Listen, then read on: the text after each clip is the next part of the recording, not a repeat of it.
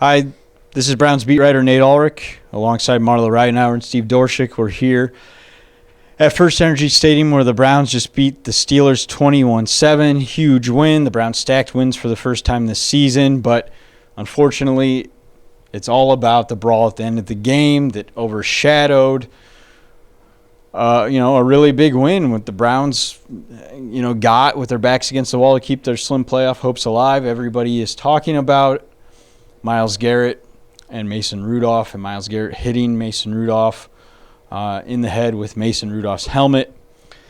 And that was basically, Freddie Kitchens' entire postgame news conference. That was what all the players talked about. It took over everything, and it's really hard for me to even describe it because it's so crazy. Marla, what was your first takeaway about what you saw? Well, I just couldn't believe that he swung the helmet. I mean, I've seen brawls. I mean, I thought Bounty Gate was bad, but I've never seen anything to a level of a fight during a game in basically any sport. I mean, the only other thing I can see that compares was I saw a women's college basketball coach attack a referee one time, which is very bizarre. But I mean, this ranks right up. This is gonna be talked about for decades, and I'm still a little bit stunned just because of the Myles Garrett's personality off the field. I mean, I know he's had a lot of penalties and had some issues this early in the season, but it's still stunning just the level it escalated to. Yeah, he's a self-proclaimed pacifist. I've talked to him about this. He won't kill a bug. I mean, this is what he lives by. But you saw him erupt in sheer violence. And, replays show that Mason Rudolph, after Garrett took him down on a quarterback hit, Mason Rudolph tried to rip off Garrett's helmet. It looked like a foot to the crotch was involved as Garrett was standing, whether it was a full kick or a push with the foot. You got to look at the replay. It's a Zapruder film of sorts. But the bottom line is Garrett completely lost control, and Baker Mayfield called it inexcusable. Freddie Kitchens said he was embarrassed. Baker Mayfield and Odell Beckham Jr. said it felt like they lost the game because of this incident. Steve, I know we all have a little bit different takes on it. Let us in your brain. Well, along the lines of what Mayfield said after the game, I'm still there a good half hour after we talked to Baker. But Mayfield said that the whole scene that unfolded where I'm pointing right now, right down there by the end zone, left him in disbelief. He was watching in disbelief, and I guess I was partly there watching in disbelief, and I still am in disbelief because it's such a shame that a fan base as starved as the one here gets something to sink its teeth into, and still there will wind up to be things to enjoy about this game, but also now has to live with this.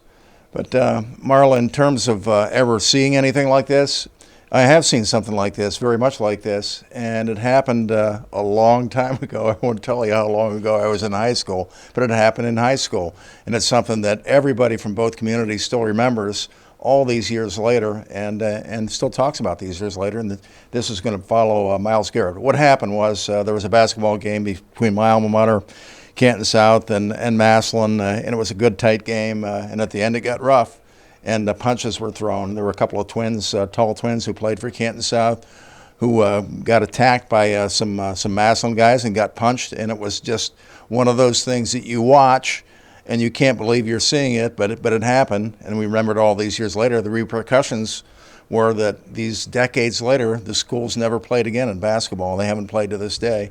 But the moral of the story being that this is going to follow Myles for a long time. Yeah, it will. And the Browns and Steelers play again in 17 days, so this is going to be hanging over both teams, and we're going to be talking about it a lot. They play again December 1st in Pittsburgh. One thing that I want to say is we don't know right now what the discipline is going to be, but we know common sense tells us that he will be suspended. Everybody to a man who we talked to with the Browns said they fully expect him to be suspended. And that really hurts because he's one of their best players, and they just won consecutive games. They have their backs against the wall. They need to go on this run to achieve their goals. and it's going to be more difficult because Myles Garrett isn't going to be there for part of it. Who knows? Maybe all of it. We'll see. Anything you guys want to add to wrap up on this, because it's early in the morning and we've got a lot of stories to write, but anything you guys want to add before we sign off? Yeah, just quickly, put yourself in the position of being on the Browns team, and all the people who paid big money to be in this stadium tonight would gladly put themselves in this position and do. And that is, okay, it happened. You know, what are we going to do? Go into a fetal position and just feel sorry for ourselves and everything's over now? No. There's serious work that has to be done right now to pick up the pieces, and whether they can be picked up or not, I don't know. I think they can. If I would insert myself into this team, having been on various teams over the years and back in the day, no, you don't let this defeat you or end your goal process and all that, but they have to pick up the pieces, and I think that's what they're going to try to do. The big issue will become not the whole social aspect of it, but the technical aspect of how you go on without your best defensive player. Yeah, and Olivier Vernon missed his second consecutive game with a knee injury, so you're thin at defensive end, defensive line.